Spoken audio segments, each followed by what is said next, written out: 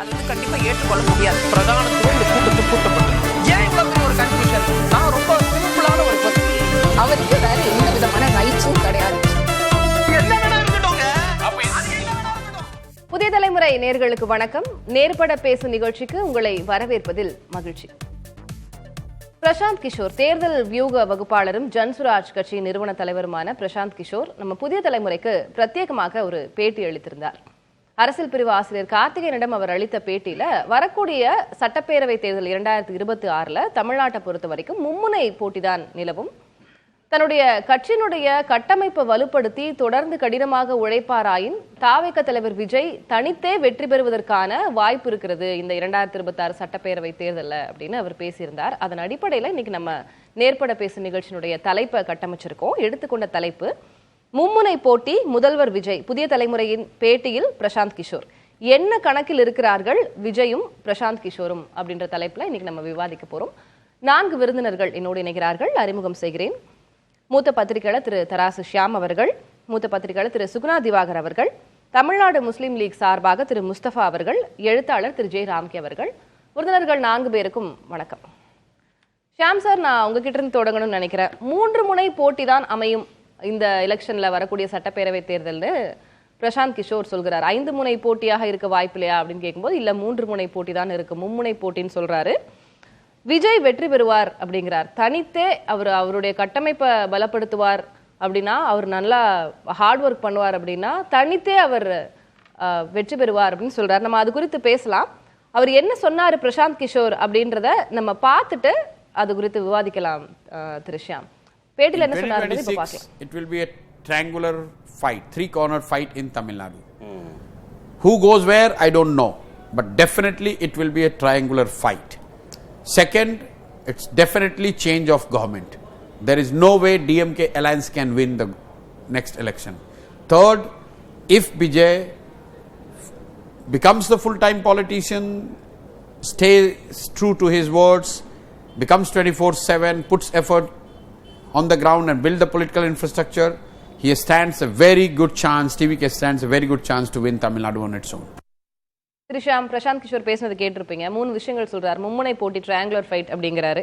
DMK cannot win, வரக்கூடிய தேர்தலில் திமுக கூட்டணி வெற்றி பெற வாய்ப்பே இல்லை அப்படின்றாரு. நீ விஜயனுடைய ஹார்ட் ஒர்க், 24 மணி நேரமும் அவர் தொடர்ந்து கடினமாக உழைப்பாராயின் அவர் தனித்தே வெற்றி பெறுவார் அப்படின்னு சொல்றாரு. எப்படி பார்க்குறீங்க? என்ன கணக்கு விஜய்க்கும் மேபி பிரசாந்த் கிஷோருக்கும் அப்படின்னு நினைக்கிறீங்க?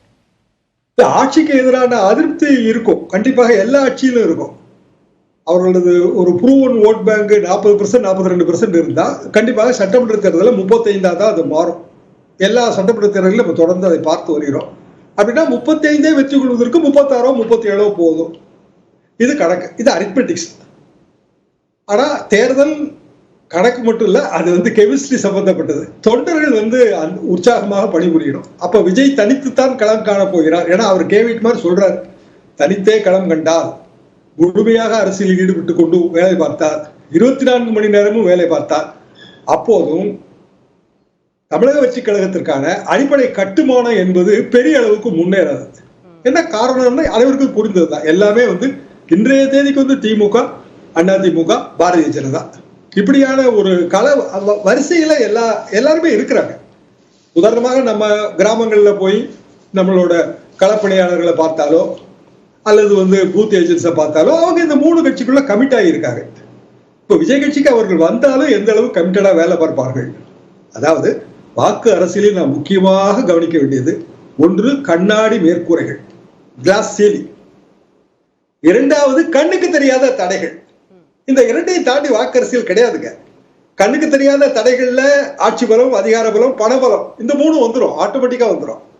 அந்த இடத்துல திமுகவுக்கான அட்வான்டேஜ் ஜாஸ்தி. 35% வச்சு கூட அவங்க வெற்றி பெற முடியும். கடைசி நேரத்துல சில கட்சிகளை உடைத்து ஒரு புதிய கூட்டணியை உருவாக்கி விடுவார்கள். இந்த கண்ணாடி மேற்கூரை என்னவா இருக்கும்? அப்போ கண்ணாடி மேற்கூரை நம்ம எப்பவுமே ஒரு கிளாஸ் சீலிங்ல தான் வாழ்வோம். இயல்பாகவே நமக்கு எல்லையற்ற வானம், எல்லா வானமும் நமக்கு தான் சொந்தம்னு தான் தோணும். குறிப்பாக சினிமா நட்சத்திரங்களுக்கு கண்ணாடி மேற்கூரைகள் இருப்பதை நான் தொடர்ந்து பார்த்து வருகிறேன். என் காலகட்டத்தில் உதாரணங்களுக்கு நடிகர் தலைவர் சிவாஜி அவர்கள், அவர் கடைசி வரைக்கும் ஒத்துக்கல. அவர் வந்து தோல்வி அடைந்து விடுவாருங்கிறத அவர் கடைசி வரைக்கும் ஒத்துக்கவே இல்லை. ஆனா எங்களுக்கெல்லாம் அது வெட்ட வெளிச்சமாக தெரிந்தது. இது வந்து இயல்பான ஒரு சினிமா ஸ்டார் குவாலிட்டி. அது நான் குறையெல்லாம் எதுவுமே சொல்லலை. அப்ப பிரசாந்த் கிஷோர் எதை வச்சு மும்முனை போட்டின்னு சொல்றாரு அப்படின்னா, அவருக்கு தெரிந்ததுல ஒரு முனை விஜய், இன்னொரு முனை திமுக, இன்னொரு முனை அதிமுகவோடு பாரதிய ஜனதா சேரும் என்கிற ஒரு ஹேஷியங்கள். ஆக இந்த 3 முனையை சொல்றாரு. இப்ப சீமானோட முனை என்ன? ஒரு சின்ன குறுக்கீடு நான் புரிஞ்சுக்கிறதுக்காக கேட்கிறேன் ஷியாம். அவர் வந்து சீமான ஒரு பொருட்டா மதிக்கல, அவரு அந்த ஃப்ரேம்குள்ளேயே வந்து சீமானுடைய கட்சியை வைக்கல அப்படின்றத நம்ம புரிஞ்சுக்க முடியுது. இந்த பேட்டியை பொறுத்த வரைக்கும் நான் சொல்றேன். அதிமுக பாஜக அப்படின்றது அவருடைய எண்ணமாக இருந்தால், பிரசாந்த் சொல்லக்கூடியதாக இருந்தால், இப்போ அண்ணாமலையினுடைய ஸ்டேட்மெண்ட் எல்லாம் நம்ம பார்த்தோம்னா அதிமுக பாஜக இணக்கமா போவாங்களா அப்படின்ற ஒரு பெரிய கேள்விக்கு இருக்கு. ஆனா சொல்லப்பட்டுச்சு மறுபடியும் உங்க ட்ரை பண்றாங்க கூட்டணிக்கு அப்படின்னு. அண்ணாமலை பேசுகிறார், பிஜேபியால தோத்தோம் அப்படின்னு சொல்ற கட்சிகள்லாம் இன்னைக்கு தவம் இருக்கிறாங்க அப்படின்னு அவரு விமர்சனம் பண்றார் அதிமுகவை. மறுபடியும் ஒரு முட்டல் மோதல் போக்கு தான் போற மாதிரி தெரியுது. இல்ல, இந்த கூட்டணியில 2 பேருக்கு உண்மையிலேயே இன்ட்ரெஸ்ட் கிடையாது. யாருக்குன்னா ஒண்ணு அண்ணாமலை, இன்னொன்னு எடப்பாடி பழனிசாமி அவர்கள். பல கட்சிக்காரர்களோட அழுத்த காரணமாக அவங்க சொல்லிட்டே வராங்களே தவிர அது 2 பேரும் வெவ்வேறு நிலைப்பாடு. அண்ணாமலை என்ன சொல்றாரு, கூட்டணியே இல்ல, ஒரு தேசிய கட்சிக்கு எதுக்கு கூட்டணி, மற்ற கட்சிகளெல்லாம் கெஞ்சி நம்ம ஒரு சீட் 2 சீட்டு பெறதுக்காக நம்ம உழைக்கணுமா, நம்மளோட எய்ம் என்ன, அடுத்த தேர்தலோ அதற்கடுத்த தேர்தலோ வெற்றி, இதான் அவர் சொல்றது. ஆனாலும் தொண்டர்கள்ட்ட 2026 வெற்றின்னு அவர் சொல்றாரு. எடப்பாடி பழனிசாமி அவர்களுக்கு அதுதான் மனதில் எண்ணம். எனவே கட்சிக்காரர்கள் அழுத்தம் இருந்தாலும் அவங்க இப்படியான நிலைப்பாடு தான் எடுப்பார்கள். ஆனா நமக்கெல்லாம் நன்கு தெரிந்த விஷயம், திடீரென்று சர்ப்ரைஸ் அலையன்ஸ் வர்றதை நம்ம தொடர்ந்து பார்த்து வருகிறோம். ரெயின்போ அலையன்ஸ் முதல்ல இருந்தே கட்டமைக்கப்பட்டு வரும். வானவில் கூட்டணி எல்லோரும் முதல்ல இருந்தே வேலை பார்த்துட்டே இருப்பாங்க. இந்த ரெயின்போ அலையன்ஸை தாண்டிய அவசர கூட்டணியோ, கதம்ப கூட்டணி, வெயில் அலையன்ஸ் இருக்கு, முக்காடு கூட்டணி, இது எல்லாமே கடைசி நேரத்தில் உருவாகிறத நம்ம சொல்ல முடியாது. ஒரே ஒரு மைனஸ் பாயிண்ட், முதல்ல இருந்து வேலை பார்த்துருந்தா தொண்டர்கள்லாம் ஒரு கல்யாண காரியங்கள்ல எல்லாத்துலயும் ஈடுபட்டு நெருக்கமா இருப்பாங்க. கடைசி நேரத்துல தலைவர்கள் கைகுலுக்கி கொண்டாலும் தொண்டர்கள் வந்து இணக்கி வேலை செய்ய மாட்டார்கள். பொருந்தா கூட்டணி 80ல வந்து திமுக காங்கிரஸ் கூட்டணி, பொருந்தா கூட்டணி, ஆளுக்கு 117 சீட்டு. கடைசியில என்னாச்சுன்னா பெரிய தோல்வி. கலைஞரை முரசொலியில் என்ன எழுதினார் அதுக்கு பிறகு, எலி தவளை கூட்டணி, ஒண்ணு தரைக்கு இழுக்குது, இன்னொன்னு தண்ணிக்கு இழுக்குது, இந்த கூட்டணி எப்படி வெற்றி பெறும், இது அவர் சொன்னது. இதே தவிர 96ல ஜெயலலிதா பண்ணாங்க, காங்கிரஸ் கட்சியோட கூட்டணி, எலி தவளையோட மோசமான கூட்டணியாக அது அமைந்தது. ஜெயலலிதா அவர்களுக்கே அது வெற்றி வாய்ப்பை அவர்களே இழந்தார்கள். பொதுவாக நாம் தொடர்ந்து பார்த்து வருவதுதான், கூடாரி நட்பு கேடாய் முடியும்னு சொன்னது கலைஞர் தான். கூடாரி நட்பு கேடாய் முடியும். ஆக இந்த இடத்துக்குள்ள நம்ம வந்து இப்போ ஃபியூச்சரை கெஸ் பண்ண முடியாது. ஆனால் மும்முனை போட்டி அல்ல என்பதை என்னால் உறுதியாக சொல்ல முடியும். ஓகே, 5 முனை போட்டி இருக்க வாய்ப்பு இருக்கு. ஒருவேளை கண்ணுக்கு தெரியுது, அதுதான் கண்ணுக்கு தெரியுது. ஒருவேளை ரைட், ஒருவேளை 5 முனை போட்டியாக இருந்தா யாருக்கு சாதகம்? திமுக தான் சாதகம். ஏன்னா அது 35% அவங்களுக்கு போதும்ல. ரைட், நம்ம தொடர்ந்து பேசலாம். 4 கூட்டணியில இடம் இல்ல அப்படின்னா நம்ம கடையை சாத்திட்டு போறோமா, நம்ம கட்சியை கலத்துருவோமா? நம்மளே இன்னொரு கூட்டணியை உருவாக்குவோம், 5வது கூட்டணி வரும். அது ஏதோ 4% 3% வாங்கத்தான் செய்யும். மக்கள் கூட்டணி எவ்வளவு வாங்குச்சு? ரெண்டு விஷயங்கள் திரு ஷியாம, நான் புரிஞ்சுக்கிறேன். நான் உங்களுடைய முதற்கட்ட கருத்தை வாங்கிட்டேன். இப்போ நான் மும்முனை போட்டியா அப்படின்ற அந்த கேள்விக்கு நீங்க பதில் அளிச்சு மும்முனை போட்டி வாய்ப்பு இல்லைன்னு இருக்கீங்க. இதுல தனித்து நின்றால், கட்டமைப்பை வலுப்படுத்தினால், விஜயனுடைய கடின உழைப்பு மக்களை கவருமாயின் மக்கள் வெகுமதி அளிப்பார்கள், தனித்து நின்றே அவர் வெற்றி பெறுவார் அப்படின்ற நம்பிக்கை இருக்கிறது அப்படின்னு சொல்லியிருக்காரு. நிறைய இஃப்ஸ் அண்ட் பட்ஸ் இருக்கு. பட் அந்த ஒரு நம்பிக்கை அது கொஞ்சம் அதீதமான நம்பிக்கையா இருக்கா, இல்ல அதுக்கு வாய்ப்பு இருக்கு? அந்த ஸ்டேட்மெண்ட் எப்படி பாக்குறீங்க? பிரசாந்த் கிஷோர் ஒரு பெரிய படை தளபதி. எப்போதுமே தோல்விக்கான காரணங்களை முன்கூட்டியே நம்ம சொல்லிட்டோம்னா ஏன் நமது படைகள் தோற்றன என்பதை விளக்குவது எளிது. பின்வாங்குவதற்கான வழியை முன்கூட்டியே யோசித்து வைப்பவன் தான் சரியான தளபதி. அந்த வகையில பிரசாந்த் கிஷோர் சரியான தளபதி தான். இத்தனை இஃப்ஸ் அண்ட் பட்ஸோட யார் வேணாலும் டீ கடையில இருக்கவங்க கூட இந்த தேர்தலை பத்தி யூகிக்கலாம். இன்னொரு 2 இஃப்ஸ் அண்ட் பட்ஸ் போட்டா நம்ம ஊர்ல இருக்கிற சொக்கலிங்கம், ராமலிங்கம் எல்லாரும் தேர்தல் கூட்டணி எல்லாத்த பத்தி பேசுவாங்க. நம்ம தொடர்ந்து பேசலாம். திரு முஸ்தபா, உங்ககிட்ட நான் கேட்க விரும்புறேன். இது கொஞ்சம் அதீதமாக தான் இருக்கிறதோ? பிரசாந்த் கிஷோர் ஒரு ஸ்ட்ராட்டஜிஸ்டா இருக்கலாம், இப்போ ஒரு கட்சியினுடைய தலைவராக இருக்கலாம். ஆனா தனித்து களம் கண்டாலே ஒரு வெற்றி பெறுவதற்கான வாய்ப்பே பிரகாசமாக இருக்கிறது அப்படின்னு சொல்றதும், மும்முனை போட்டி அமையறதுக்கான வாய்ப்பு தான் இருக்குது அப்படின்னு சொல்றதும் கொஞ்சம் அதீதமான நம்பிக்கையின் வெளிப்பாடு தானோ? என்னன்னு கேட்டிங்கன்னா, அவர் வந்து ஒரு துறை சார்ந்த எக்ஸ்பர்ட். அன்றைக்கி வந்து பார்த்தீங்கன்னா தாவேகாவோட நட்பு ரீதியாக தாவேகா வந்து தனியாகவே நின்றால் ஜெயிக்கும் என்ற விஷயத்தை வந்து கிரவுண்ட் ரியாலிட்டியை பார்த்து சொல்கிறார். ஏன்னா கிரவுண்ட் ரியாலிட்டி, ஆமாம் அவர் அவர் அவர் அந்த துறை சார்ந்தவர் தான் அவர். ஏற்கனவே வந்து அந்த துறை சார்ந்தவரதா வச்சு தானே திமுக, மோடி, மம்தா, நிதிஷ் போன்றவர்கள்லாம் வந்து அவர் சொன்ன விஷயத்தை கேட்டு தானே வந்து தேர்தலை சந்திச்சார்கள். அந்த அடிப்படையில் இன்னைக்கு அவர் துறை சார்ந்த விஷயம் செய்கிறாட்டு கூட நான் அவர் கூட இருக்கிறேன். இந்த ரியாலிட்டி அப்போ அதை மட்டும் சொல்ல என்னன்னு கேட்டிங்கன்னா, தமிழ்நாட்டில் இருக்கக்கூடிய பிரச்சனையும் அவர் எடுத்து சொல்கிறார். நீங்கள் வந்து பார்த்தீங்கன்னா சிசிடியை பற்றி பேசுகிறாரு, கரப்ஷன், குடும்ப அரசியல், இங்கே வந்து பார்த்தீங்கன்னா மதவாதம், இது எடுத்து சொல்கிறாரு. அது மட்டும் இல்லாமல் திமுகவின் எதிர்மறையான வாக்கு, திமுக வந்து தேர்தல் வாக்குறுதியை நிறைவேற்றலை அப்படின்னு சொல்லக்கூடிய வாக்கு, ஜெயலலிதா அம்மா இறந்ததுக்கப்புறம் அதிமுகவோட தமிழகத்தில் இருக்கக்கூடிய நிலை, ஏன்னா வந்து பார்த்தீங்கன்னா எடப்பாடி பழனிசாமி எந்த தேர்தலை சந்தித்தாலும் தொடர் தோல்வியை தான் சந்தித்து இருக்கிறார். இப்போ இன்னைக்கு வந்து பார்த்தீங்கன்னா தமிழ்நாட்டு அரசியல் களத்தில் பிஜேபிக்கு ஒரு பெரிய ரோல் கிடையாது. பிஜேபி யார் வேணால் முதுகில் தூக்கலாம், முதுகில் தூக்குனாலும் தூக்கக்கூடியவர்கள் மண்ணை கவ்வார்கள் என்ற களம்தான் தமிழ்நாட்டு அரசியல் களத்தில் இருக்கு. அப்போ இன்னைக்கு என்ன வருதுன்னு கேட்டீங்கன்னா, திமுக தமிழ்நாட்டு அரசியல் களத்தில் இன்னொரு விஷயமும் இருக்கு. இப்போ 50 ஆண்டு காலத்துக்கு மேல தொடர்ந்து அதிமுக, திமுகன்ற திராவிட கட்சிகள் மட்டும்தான் ஆண்டு கொண்டிருக்கிறது அப்படின்றதும் தமிழ்நாட்டினுடைய ஹிஸ்டரி தான். அதுதான் அரசியல். அதுதான் சொல்றேன் மேடம். நீங்க வந்து பாத்தீங்கன்னா மாறி மாறி ஆட்சி அமைச்சிட்டு தான் இருக்கிறாங்க. அதுதான் இன்னைக்கு வந்து ஒரு மாற்றம் மக்கள் எதிர்பார்க்கிறாங்க. நாங்கள் முதன்மை சக்தியாக நாங்க இருக்கணும் விஜய் வந்து போய் சொல்றாரு. இன்னைக்கு வந்து விஜய் அவர்களை வைத்து தேர்தலில் நிக்காம மக்கள் இயக்கமாக இருக்கும் போது திரு முஸ்தபா, எனக்கு அந்த இடத்துல தான் வந்து ஆதி காலத்துல இருந்து இந்த கேள்வி, விஜய் கட்சி ஆரம்பிச்சதுல இருந்து இந்த கேள்வி இருக்கு. திமுக, அதிமுக மாற்றி மாற்றி ஆட்சி கட்டில இருந்திருக்காங்க. நாங்க வந்து அவர்களுக்கான மாற்று, இந்த 2 திராவிட கட்சிகளுக்கான மாற்றுன்னு சொல்லி வந்தவங்க தான் அதுக்கு அடுத்து கட்சி ஆரம்பிச்சவங்க நிறைய நம்ம பார்த்திருக்கோம். ஹிஸ்டரியில பார்க்கும்போது யாருமே ஆட்சி பொறுப்புல அமர முடியலையே. இல்ல விஜயால முடியும் நீங்க நினைக்கிற மாதிரி அடுத்து வந்து இயக்கத்தை ஆரம்பித்தார்கள். நீங்க யார சொல்றீங்க, விஜய சொல்றீங்களா இல்ல வந்து பாத்தீங்கன்னா கமலஹாசனை சொல்றீங்களா தெரியல. 2 பேரால நிக்க முடியல. என்னதான் வந்து திராவிடத்துக்கு விஜய் வரக்கூடிய வியூகமே வேற மேடம். ஏன்னு கேட்டீங்கன்னா, அவர் ஆரம்பத்தில் விஜயகாந்த் வந்து பாத்தீங்கன்னா மக்களோட கூட்டணின்னு சொன்னார். இவர் வந்து பாத்தீங்கன்னா நான் திராவிடத்துக்கு எதிர்மறையானவன் சொல்லி கமலஹாசன் டிவியை உடைச்சாரு, டாட்லைட்டை காமிச்சாரு. ஆனால் அவரால் நிக்க முடியல. இன்னைக்கு ஒரு சீட்டுக்கு போய் திமுகவோட நிக்கிறார். இருந்தாலும் இன்னைக்கு விஜய் வரக்கூடிய இளைஞரோட விஷயங்கள், விஜய் வந்து பாத்தீங்கன்னா நான் அரசியல் களத்துல வந்தா நான் வந்து பாத்தீங்கன்னா மக்களுக்காக பணியாற்றவே வருவேன். கமல் அதை சொல்ல. அவர் வந்து பாத்தீங்கன்னா அரசியல் களத்துல வந்து அவர் சார்ந்த எல்லாருமே மக்களுக்கு பணியாற்றன்னு சொல்லி தாங்க வராங்க. நான் படமே நடிக்கலன்னு சொல்றாரு மேடம். இன்னைக்கு ஒரு பீக் சினிமா ஸ்டார் மேடம். இன்னும் படம் நடிச்சுட்டு தான் இருக்காரு. இது என்னோட லாஸ்ட் படம், இதான் நான் முடிக்க போறேன், இதுக்காக நடிக்க மாட்டேன்னு சொல்றாருல, இதே பெரிய விஷயம். கமல் கூட சொன்னாரு. நீங்க வந்து களத்துல வந்து நிக்க.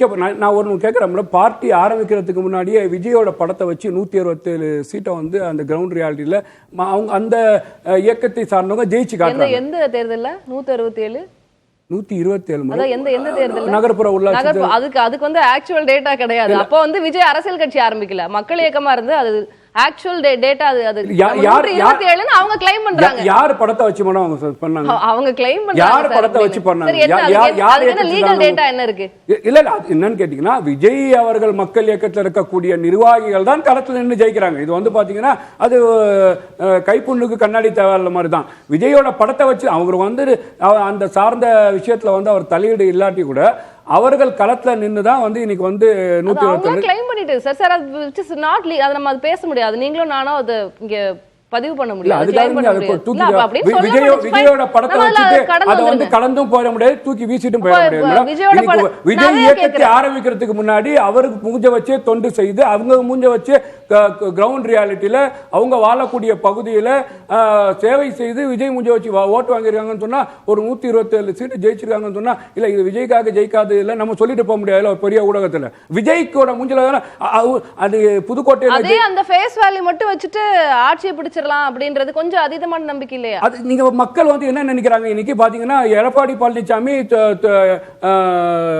பிஜேபியோடைய என்னதான் ஒரு பிஜேபி இல்லைன்னு சொன்னாலும் பிஜேபியா தான் எடப்பாடி பழனிசாமியை பாக்குறாங்க. அதான் தொடர் தோல்வியை நம்ம பார்த்துட்டு இருக்கிறோம். ஜெயலலிதா அம்மாவை இருக்கு 2011 2016 தமிழ்நாட்டு மக்கள் ஜெயிக்க வைக்கிறாங்கன்னு சொன்னா பிஜேபியை மோடியா லேடியான்னு கேட்டு தமிழக அரசியலத்தில் களம் கண்டாங்க.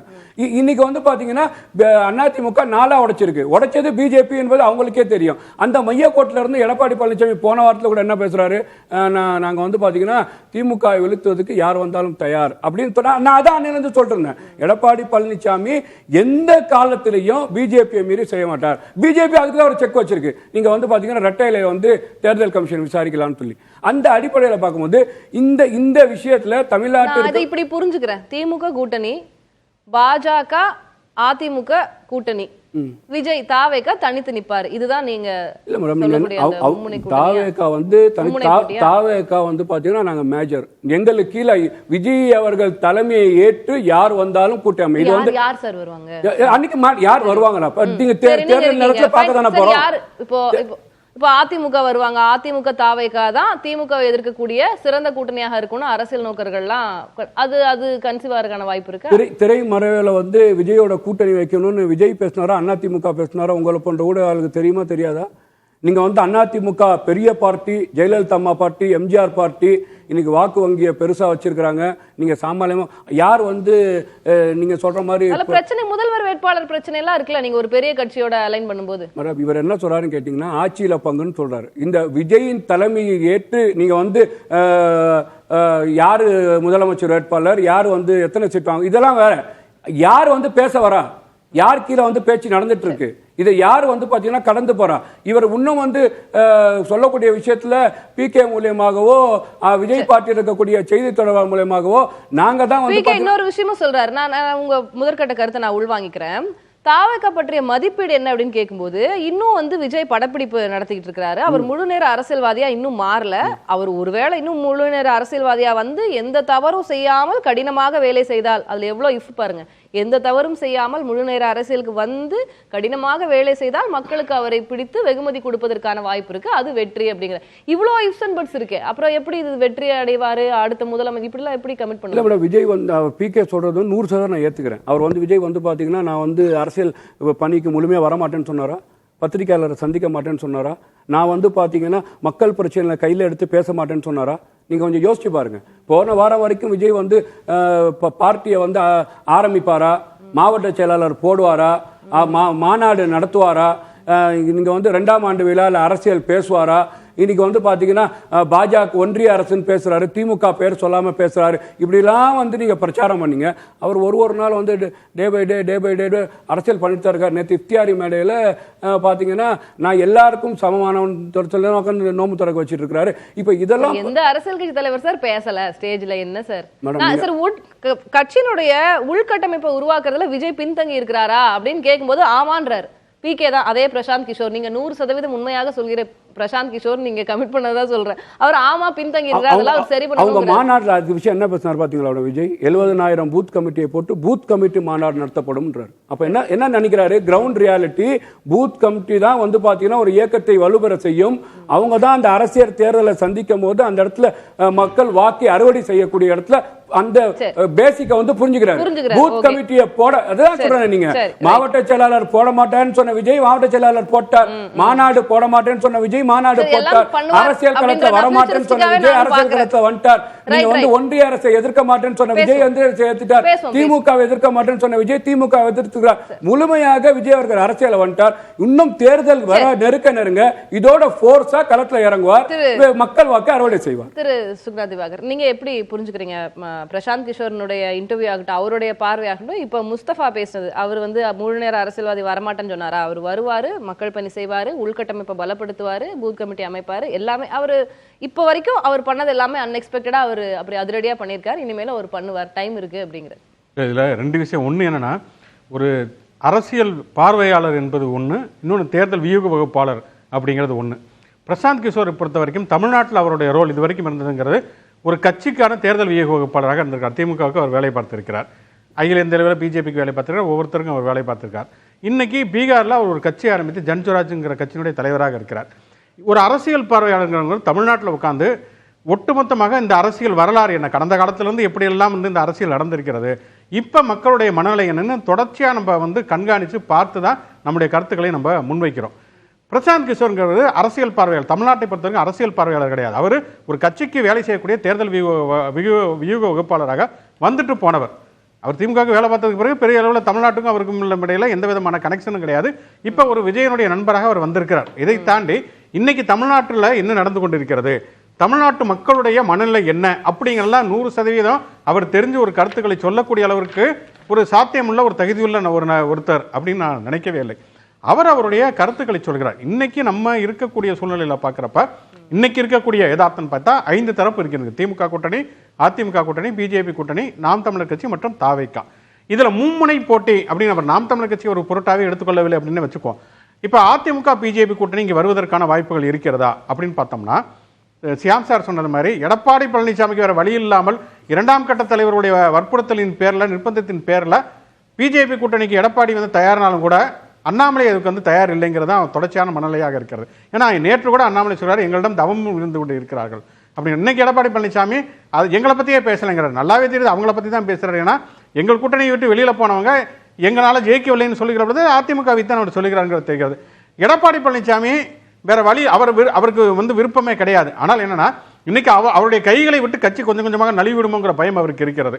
தேர்தலில் ஜெயிக்கிறோம் தோக்குறோங்கிற தாண்டி தன்னுடைய பதவியை வந்து தக்க வைத்துக் கொள்ள வேண்டும் என்கிற ஒரு அச்சம் எடப்பாடிக்கு இருக்கிறது. செங்கோட்டையனோ வேலுமணியோ தனக்கு எதிராக போய்விடுவார்கள் அப்படிங்கிற ஒரு அச்சத்தின் காரணமாக ஒரு பிஜேபி கூட்டணி கூட தயாராக இருக்கலாம். ஆனால் அண்ணாமலையை பொறுத்த வரைக்கும் சட்டமன்ற தேர்தல்கள் அவருக்கு பொருள் கிடையாது. தன்னுடைய இடத்தை தக்க வச்சுக்கணுங்கிற அடிப்படையில் தான் அவர் அதிமுக கூட்டணிங்கிறத அவர் மறுக்கிறார். ஆக மொத்தம் வந்து அதிமுக பாஜக கூட்டணி இப்போ அமையுமாங்கிறது நமக்கு தெரியாது. ஒருவேளை அப்படி அமைந்தது அப்படின்னு வைத்துக் கொண்டால் கூட தமிழ்நாட்டை பொறுத்த வரைக்கும் 4 முனை போட்டி தான் வரும். நாம் தமிழர் கட்சி விட்டுட்டா கூட தாவேகா, திமுக கூட்டணி, அதிமுக கூட்டணி வச்சு அதிமுக பாஜக கூட்டணி அமைஞ்சா கூட திமுக எதிர்ப்பு வாக்குகள் அதிமுக பாஜக கூட்டணிக்கு தான் அதிகமா போகுமே தவிர தாவேகாவுக்கு அதிகமா போறதுக்கான வாய்ப்புகள் கிடையவே கிடையாது. ஏன் விஜயனுடைய படத்தை காட்டினாலே உங்களுக்கு வாக்குகள் வந்து குவியுமே அப்படின்றாரு முஸ்தபா. இல்ல இப்ப விஜய்க்கு வந்து தாவேகாவுக்கு வரக்கூடிய வாக்குகள் அப்படிங்கிறது நான் ஒரு இதுவரைக்கும் அரசியலை கவனிச்சு கொண்டவன் அடிப்படையில் வந்து என்ன கிடைக்கும், விஜய்க்கு என்ன வாக்குகள் கிடைக்கும்னா, விஜய்க்குன்னு இருக்கக்கூடிய இளைஞர்கள், விஜயுடைய ரசிகர்களாக இருக்கக்கூடிய இளைஞர்களுடைய வாக்குகள் ஒரு குறைந்த சதவீதம் கிடைக்கிறதுக்கு வாய்ப்பு இருக்கு. அதை தாண்டி விஜய்க்கு கிடைக்கக்கூடிய வாக்குகள்ங்கிறது திமுகவுடைய வாக்குகள் பெருமளவுக்கு போறதுக்கான வாய்ப்பு ரொம்ப குறைவு. அதிமுகவை பொறுத்தவரை எம்ஜிஆர் ஜெயலலிதாவுக்கு பிறகு ஒரு கவர்ச்சிகரமான ஒரு வலிமையான ஆளுமை இல்லாதனால திமுக எதிர்ப்புங்கிறத அதிமுகவுடைய அரசியல் அடித்தளங்கிறதுனால விஜயும் தொடர்ச்சியாக திமுக எதிர்ப்பு வைக்கிறனால அதிமுக வாக்குகள் கொஞ்சம் கணிசமான அளவு போறதுக்கான வாய்ப்புகள் இருக்கிறது. அதை தாண்டி பார்த்தோம்னா திமுகவும் வேண்டாம் அதிமுகவும் வேண்டாம், எங்களுக்கு ஒரு ஆல்டர்னேட்டிவ் வேண்டும்ங்கிற ஒரு மனநிலையில் இருக்கக்கூடிய வாக்குகள் தான் அதிகம் விஜய்க்கு போகும். இப்போ நீங்க 2016 பார்த்தீங்கன்னா திமுக தனியா, திமுக கூட்டணி, அதிமுக, மக்கள் நல கூட்டணி, பாட்டாளி மக்கள் கட்சி, நாம் தமிழர் கட்சி, இந்த 5 தரப்பு நின்னாங்க. இதுல 3 பேர் வந்து திமுகவும் அதிமுகவும் வேணாம்னு சொல்லி நின்னாங்க. ஆனா கடைசியில அந்த மக்கள் நல கூட்டணியில் கூடிய எல்லா கட்சிகளும் இன்னைக்கு திமுக கூட்டணியில் இருக்காங்க. பாமக 2 கூட்டணி. எனக்கு ஒரு சின்ன கேள்வி, நான் ஒரு அண்டர்ஸ்டாண்டிங்காக கேட்கிறேன். இப்ப திமுக எதிர்ப்பு வாக்குகள் அப்படின்றது திமுக விஜய் எதிர்க்கனால மேபி விஜய்க்கு கொஞ்சம் வாக்குகள் டிரான்ஸ்பர் ஆகும். அதிமுக எதிர்ப்பு வாக்குகள் இஃபட்டால் அதிமுகக்கு ஒரு வாக்கு வங்கி, இப்ப இந்த 2 திராவிட கட்சிகளுக்கும் மாற்று வேணும் அப்படின்னு நினைக்கிறவங்க விஜய் போடுறதுக்கான ஓட் பண்றதுக்கான வாய்ப்பு இல்லை. ஏன்னா அதிமுக பிஜேபியோட கூட்டணியே இல்லைன்னு சொல்லிட்டு பிஜேபியோட கூட்டணிக்கு போறாங்க அப்படின்னா அப்ப அது அந்த இப்ப 2 திராவிட கட்சிகள் அதனுடைய கூட்டணி இருக்கு. அந்த 2 திராவிட கட்சிகளுமே வேண்டாம் அப்படின்னு மாற்று நினைக்கிறவங்க இப்ப டிவி கேக்கு தானே. அதுதான் சொன்னேன். இப்ப 2016 பொறுத்த வரைக்கும் அந்த 3 பேர் இருந்தாங்களே, மக்கள் நல கூட்டணி, பாமக, நாம் தமிழர் கட்சி. இதுல மக்கள் நல கூட்டணி இன்னைக்கு திமுக கூட்டணிக்கு வந்துட்டாங்க. பாமக, திமுக, அதிமுக கூட்டணி 2 கூட்டணியுமே போயிட்டாங்க. அப்ப எனக்கு திமுக வேணாம் அதிமுக வேணாம் அப்படின்னு வாக்களிக்கிறவங்களுக்கு இருந்த ஒரே சாய்ஸ் நாம் தமிழர் கட்சி மட்டும்தான் இது வரைக்கும் இருந்துட்டு இருந்தாங்க. அதனாலதான் 1% 8% வாக்குகள் வரைக்கும் சீமானால வாங்க முடிஞ்சது. அந்த வாக்குகள் இப்ப வந்து விஜய்க்கு கணிசமாக போறதுக்கான வாய்ப்புகள் இருக்கிறது. அந்த வாக்குகள் அதிகபட்சம் ஒரு 10% மேல தாண்டவே தாண்டாது. தமிழ்நாட்டை பொறுத்தவரைக்கும் திமுக வேணாம் அதிமுக வேண்டாங்கிறது அந்த வாக்கு சீமானுக்கு விழுந்தது, கமலஹாசன் வந்தப்ப கமலஹாசனுக்கு விழுந்தது, இப்ப விஜய் வரப்ப விஜய்க்கும் விழுவும். ஆனால் அது வந்து ஆட்சியை பிடிக்கிற அளவுக்கு விழாது. அதிகபட்சம் 8% ஒரு 10% வாக்குகளை வாங்கலாமே தவிர நேரடியாக ஆட்சியை பிடிக்க முடியாது. அதுவுமே நீங்க கடந்த காலத்தில் விஜயகாந்தாக இருக்கணும் அல்லது கமலஹாசன் வரைக்கும் பாத்தீங்கன்னா அவ்வளவு தூரம் கிரவுண்ட்ல இறங்கி அவங்க வேலை பார்த்தாங்க. இன்னைக்கு நீங்க வந்து தமிழக வெற்றி கழகத்தை பொறுத்த வரைக்கும் அவங்க தொடர்ச்சியாக நடத்தக்கூடிய நிகழ்ச்சிகள் பாருங்க. நீங்க வந்து 2ஆம் ஆண்டு விழாவாக இருக்கட்டும் அல்லது நேற்று நடந்த இப்தார் விழாவாக இருக்கட்டும், இப்தார் நோன்பு கூட வந்து ஒரு தனியார் நிகழ்ச்சி வச்சுக்குவாங்க. அவங்க கட்சியுடைய நிகழ்ச்சியை நடத்துவதற்கு கூட அவங்களால முடியல. அதுக்கு பவுன்சர்ஸ் வச்சு அது ஒரு தனியார் நிகழ்ச்சி மாதிரி நடத்துறாங்க. ஒரு கட்சியினுடைய நிகழ்ச்சியை வந்து முழுமையான ஒரு கட்டுப்பாட்டோட ரொம்ப கச்சிதமா செய்நிறுத்தியோடு நடத்துவதற்கு கூட தமிழக வெற்றி கழகத்தினால் முடியலைங்கிறப்ப அவங்க எப்படி எலெக்ஷன் வேலை பார்ப்பாங்க? எலெக்ஷன் வேலைங்கிறது திமுகவுக்கும் அதிமுகவுக்கும் ஒரு கடைகண்ட வேலை. வாக்காளர் பட்டியல் வாங்குறதுல இருந்து யாருடைய பெயர்கள் விடுபட்டிருக்கிறது, விடுபட்டவங்க வெளியூர்ல ஒரு மாநாடு நடத்துறதுக்கே வந்து பாதுகாப்புக்காகவும் காவல்துறை பாதுகாப்புக்காகவும் அவ்வளவு முட்டி மோத வேண்டியிருக்கு. இனி அவங்க பவுன்சர்ஸ் அவங்களுடைய ஈவென்ட் நடத்த முடியல. நீங்க பவுன்சரை வச்சுக்கிட்டே கட்சி நடத்த முடியாதுல்ல. மக்கள்கிட்ட வரணும், தொண்டர்கள்ட்ட வரணும்ல. எவ்வளவு நாளைக்கு நீங்க பவுன்சரை வச்சு கட்சி நடத்த முடியும்? பவுன்சரை வச்சு நீங்க ஒரு ஆடியோ லான்ச் ஃபங்க்ஷன் நடத்தலாமே தவிர கட்சி தொடர்ச்சியாக நடத்த முடியாது. கட்சி நடத்தணும்னு சொன்னா நீங்க கிரவுண்ட்ல இறங்கி பண்ணணும். இன்னொன்று சார் சொன்னது மாதிரி விஜய் வந்து ஒவ்வொரு கட்டமாக வர்றாரு. அதாவது வந்து முதல்ல வந்து அவர் வந்து யாரையுமே பேச மாட்டேனாரு, அதுக்கப்புறம் பார்த்தா மேடையில் பேசினாரு, அதுக்கப்புறம் தன்னுடைய கொள்கைனா என்னன்னு சொன்னாரு, அப்புறம் திமுக பேரே சொல்ல மாட்டேனாரு, இன்னைக்கு திமுக பேரை சொல்லி வீடியோ வெளியிட்டிருக்காருன்னா இந்த குழந்தை பிறந்தோனையே வந்து குழந்தை வந்து கொஞ்சம் மாதம் கழிச்சு தவளும், அதுக்கப்புறம் பல் முளைக்கும், அதுக்கப்புறம் நடக்கும். அப்படி அரசியல் பண்ண முடியாது. அப்படி குழந்தை வந்து கொஞ்சம் கொஞ்சமாக வளர்றது மாதிரி அரசியல் இருக்கக்கூடாது. நீங்கள் அரசியலுக்கு வந்தீர்கள்னா முழு நேர அரசியல் வியாதியாக இருந்து தொடர்ச்சியாக வந்து வேலை பண்ணணும். நீங்க களத்துல இறங்கி வேலை பண்ணணும். நீங்க எதற்காக வந்து உங்களுடைய கொள்கை என்ன, நீங்க என்ன நிலைப்பாடு அப்படிங்கறது தொடர்ச்சியாக வந்து ஒவ்வொரு இஷ்யூ ஒவ்வொரு பிரச்சனைகளையும் அட்ரஸ் பண்ணி உங்களுடைய கருத்துக்களை சொல்லலாம். I'll take that as a point. Prashanth Kishore வந்து கன்சாலிடேட் பண்ணும்போது அந்த இன்டர்வியூ கன்சாலிடேட் பண்ணும்போது 3 விஷயங்கள் சொல்றாரு. ஒன்று மும்முனை போட்டி, அது ஷியாம் சார் ஆகட்டும் இல்லைன்னு தான் சொல்லியிருந்தாங்க, நீங்களும் அதை தான் கமெண்ட் பண்ணியிருந்தீங்க. டிஎம்கே cannot win அப்படின்றாரு. வர்ற எலெக்ஷன்ல திமுக வெற்றி பெறுவதற்கான வாய்ப்பு இல்லை, தட் இஸ் ஃபார் ஷுர். திமுக கூட்டணி வெற்றி பெறாது என்கிறார். அப்போ எந்த கூட்டணி வெற்றி பெறும்? தாவேக்காவா இல்லை வேற கூட்டணி? அவர் என்ன சொல்ல? ஏன்னா தாவேக்காவுக்குமே வந்து இஃப்ஸ் அண்ட் பட்ஸ் நிறைய இருக்கு.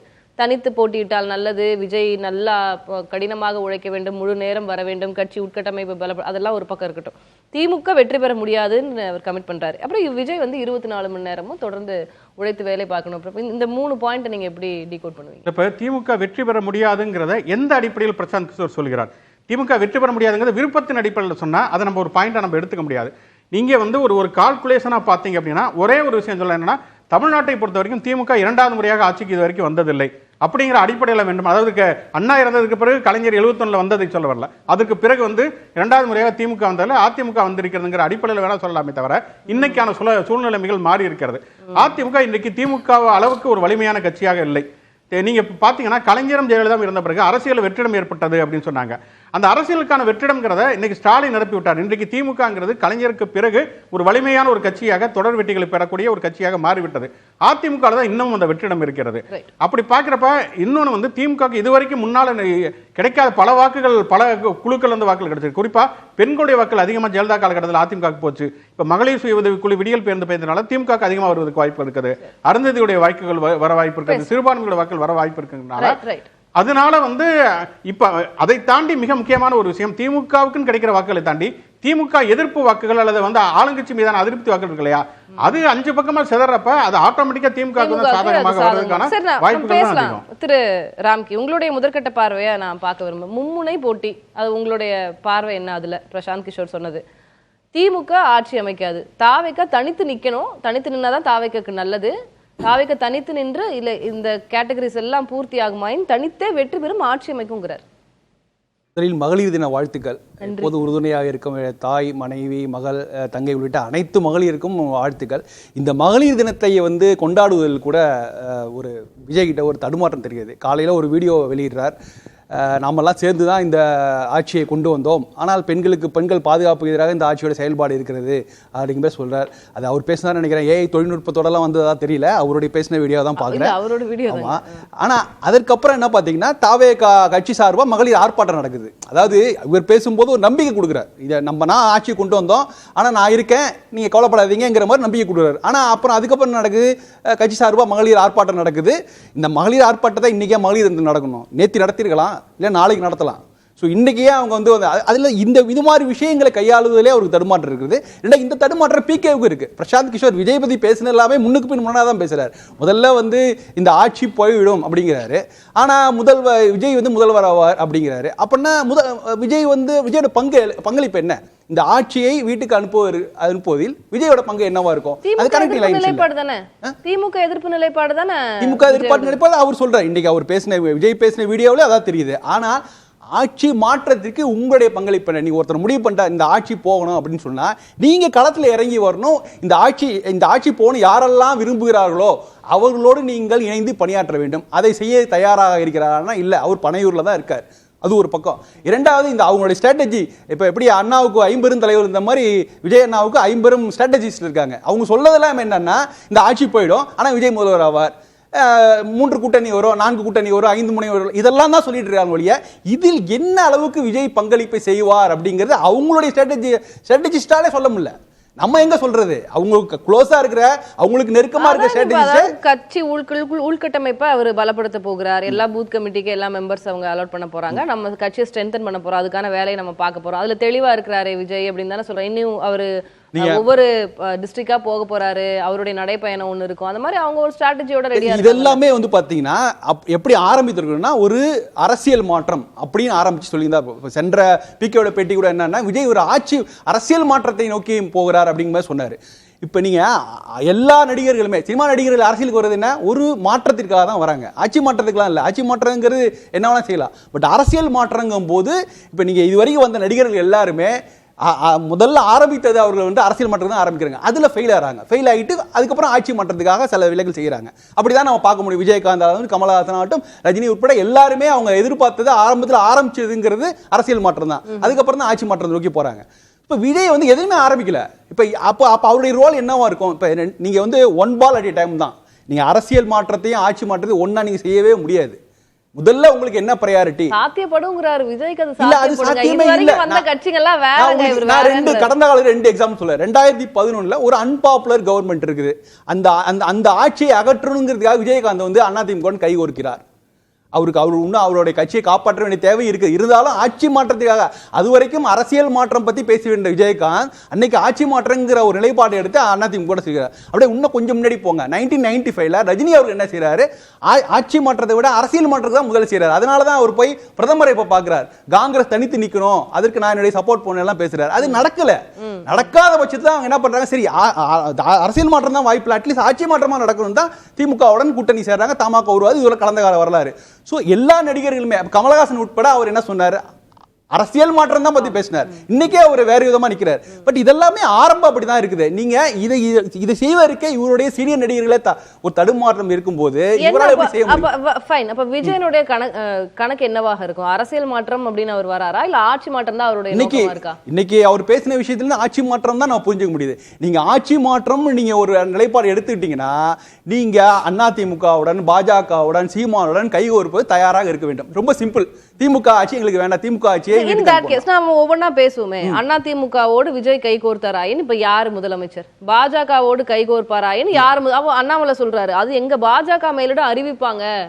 அவங்க பாஜக தலைமையிலான தேசிய ஜனநாயக கூட்டணியுடைய முதலமைச்சர் வேட்பாளர் அது பாஜக டிசைட் பண்ணுன்றாரு. அதுதான் சார் பிரையாரிட்டிஸ் தான் அவங்கள அரசியல் டிரைவ் பண்ணும். முதல்ல திமுக ஆட்சி போக வேண்டுங்கிற பிரையாரிட்டி இருந்ததுன்னா முதல்வர் யாருங்கிற பேச்சே வராது. நீங்க முதல்வர் மட்டும் தான் ஒரே ஆப்ஷன் கிடையாது. இப்ப நீங்க வந்து துணை முதல்வர் ஆப்ஷன்ஸ் நிறைய வந்து தமிழ்நாட்டுல எந்த மாநிலத்தை எதிர்பார்த்து தமிழ்நாட்டிலே வந்துருச்சு. புரியுது. நான் அந்த கருத்து உள்வா. இப்ப வந்து நம்ம விஜய ஃபோக்கஸ் பண்றோம்.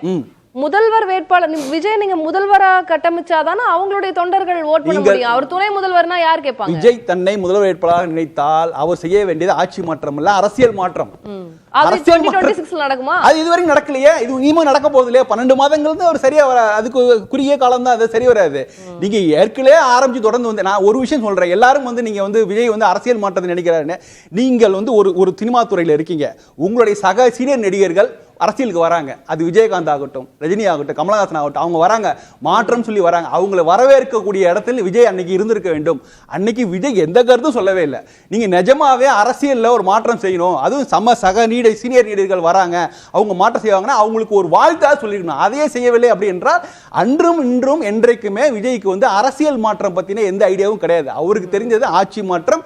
ஆட்சி மாற்றத்துக்கு அப்புறம் வர பலன்களை தனக்கு ஏற்றபடி திருப்பிக் கொள்வது, அது முடிந்தால் முதல்வராக அத்தனை முதல்வராக பதவிகள் ஏதாவது கிடைக்குமான்னு பாக்குறது. இதுதான் அவருடைய நோக்கம். ரொம்ப சிம்பிளா தான் இன்னை வரைக்கும் நம்ம புரிஞ்சுக்க முடியுது. சோ இதை நோக்கி தான் அவருடைய பேட்டியும் இருக்கிறது. பிரசாந்த் கிஷோரோட பேட்டி அப்படிதான் இருக்குது. இந்த கனெக்டிங் அப்படிதான் போகுது. சோ அப்படி இருக்கும்போது இது சாத்தியமாங்கிறத நம்ம பார்க்க முடியாது. நீங்க அரசியல் மாற்றத்தை பத்தி நீங்க பேச வேண்டிய அவசியமே இல்லை. ஆட்சி மாற்றம் தான். அதுல தெளிவா இருக்கார். திமுகவை தான் எதிர்க்கிறோங்கிறது. பாஜக கூட செகண்ட் பிரையாரிட்டி தான் சொல்றாரு.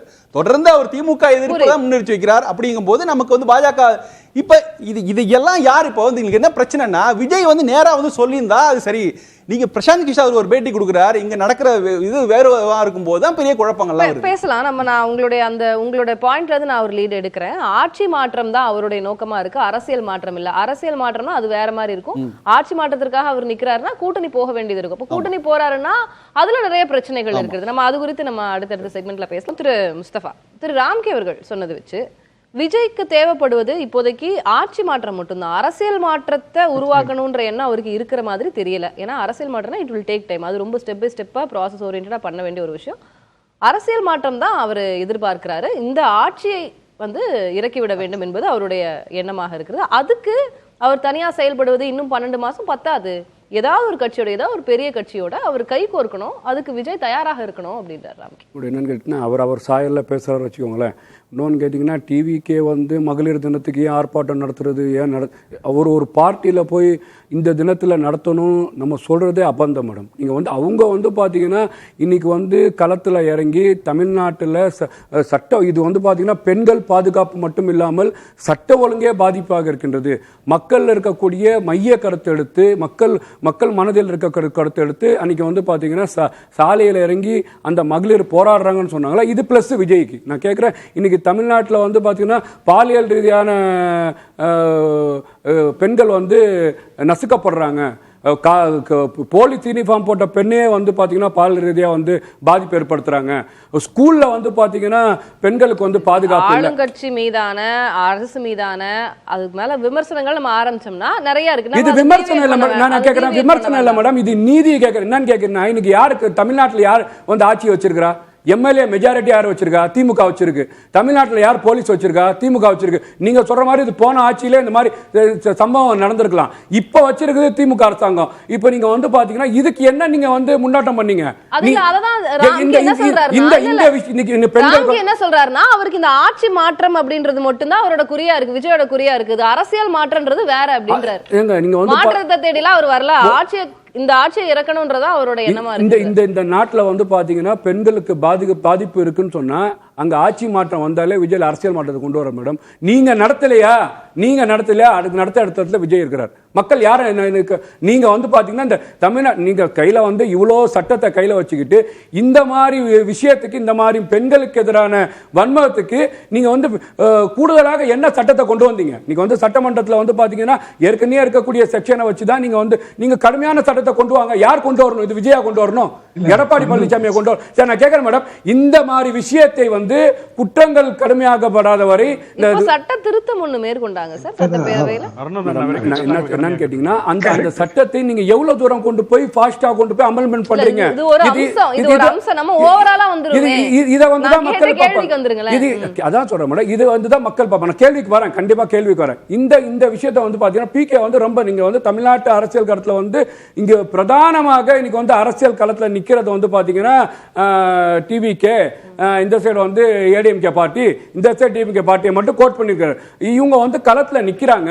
இங்க நடக்கக்கூடிய ஒவ்வொரு பிரச்சனையும் வந்து பாத்தீங்கன்னா விஜய் வந்து மக்கள் மன்றத்துல ஒரே விஷயம் நான் சொல்லிடுறேன், மக்கள் மன்றத்துல போய் மக்கள் கிட்ட நீதியை கேட்பார் மேடம். நீங்க அதுதான் சொல்றேன், மக்கள் மன்றத்துல போய் மக்கள் நேற்று வந்து இஸ்லாமிய உணர்வான இஃப்தியாரி நிகழ்ச்சியை வந்து அவர் நடத்திருக்கிறாரு. இங்க வந்து பாத்தீங்கன்னா நாங்க என்ன யோசிக்கிறோம்னா, ஒரு கொடி இல்லாம, ஒரு பேனர் இல்லாம, ஒரு வாக்கு அரசியல் இல்லாம நோன்பு வச்சு அந்த இடத்துல தொழுது எங்களை உணர்வை புரிஞ்சுக்கிட்டு நடத்துறாரு பாத்தீங்களா? இது இதையும் தாண்டி மக்களை கவருன்றீங்க. இல்ல கவரும் சொல்ல முடியாது, இது கவரும் கிடையாது. திமுக அரசாங்கம் எங்களை வந்து கொடுத்த வாக்குறுதியை வந்து செய்யலன்னு சொல்றத போய் மக்கள் மன்றத்தை நாளைக்கு மக்களை சந்திக்கும் விஜய் கேட்பாருன்னு சொல்றேன். இல்ல ராம்கி திவாகர் கருத்து பெரும்பாலும் என்னுடைய கருத்து அதுதான். முஸ்தபா எனக்கு க்ளோஸ் ஃப்ரெண்டு, இருந்தாலும் இந்த இடத்துல அவர் கருத்தை நான் மறுக்கிறேன். என்ன காரணம் அப்படின்னா 2001 ஒரு அனாலஜி எடுங்க. 2001 அதிமுக வெற்றி பெற்றது. 2004 40க்கு 40 அதிமுக தோற்றது. அதாவது 40க்கு 40 வேற கட்சிகள், திமுக தலைமையிலான கலைஞர் இருந்தாரு, அவர் தலைமையிலான கட்சிகள். இப்பவும் அதே அனாலஜி தான். 2021 2024 40க்கு 40. அதற்கு பிறகு 2006 கூட்டணியில ஜெயலலிதா அவர்கள் செய்த மாறுபாடு காரணமாக ஃபர்ஸ்ட் டைமா நமக்கு வந்து திமுக மெஜாரிட்டி இழந்து 96 சீட்டோட தான் கலைஞர் ஆட்சி அமைக்க நேர்ந்தது. இதான் பழைய அனாலஜி. மைனாரிட்டி கவர்மெண்ட் இருந்தா கூப்பிடுவாங்களே, மைனாரிட்டி கவர்மெண்ட்ல ஜெயலலிதா கூப்பிட்டுட்டே இருப்பாங்க. அப்போ எதற்காக நான் இதை நினைவு கூறேன்னா, மகளிர் தினத்துல ஜெயலலிதா அம்மாவோட அரசியலையும் நம்ம இதுல நினைவு கூறணும். அது நுண்ணரசியல். அப்போ அந்த நுண்ணரசியல் வசப்படணும் அப்படின்னா விஜய் எடுக்கிற இந்த ரூட்ல உள்ள ப்ராப்ளம் என்ன அப்படின்னா, பிரசாந்த் கிஷோர் மணியார் அவர்கள் எப்பவுமே ஊடகவியலாளர்கள் எப்பவுமே தனியா நிக்கணும்னு தான் சொல்லுவாங்க. திமுக இப்படித்தான் சொன்னாங்க. ஆனால் தனியா நிற்கிறதுனால பெரிய அளவுக்கு சாதிக்க முடியாது. அதிகபட்சமா பிரசாந்த் கிஷோரே ஒரு கருத்துல என்ன சொன்னார்னா, 20% ஓட்டு வங்கி விஜய் அவர்களுக்கு இருக்குன்னு இதற்கு முன்பு ஒரு பேட்டியில சொன்னாரு. 20% பத்தாதுங்கிறது அனைவருக்கும் தெரியும்.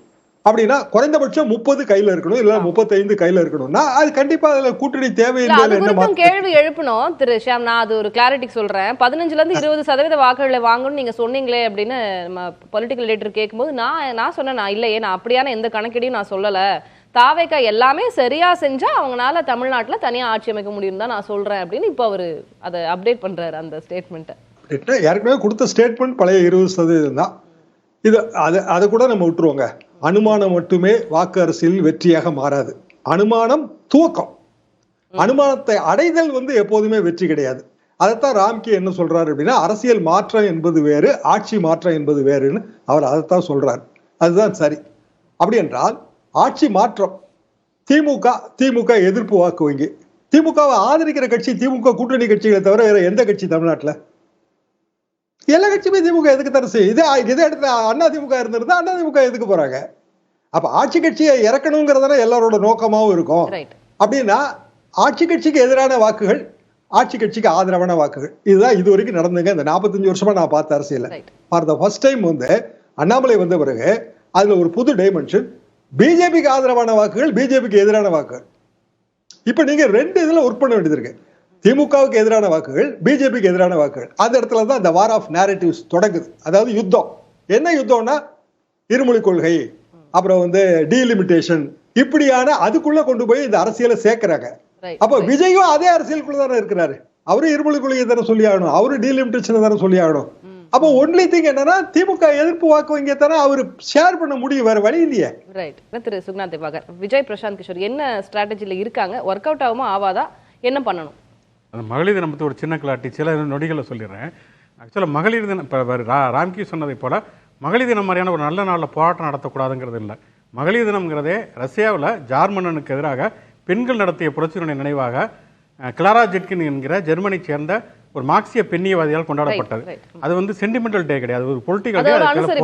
அதில் போராட வேண்டிய ஒரு தினம் தான்.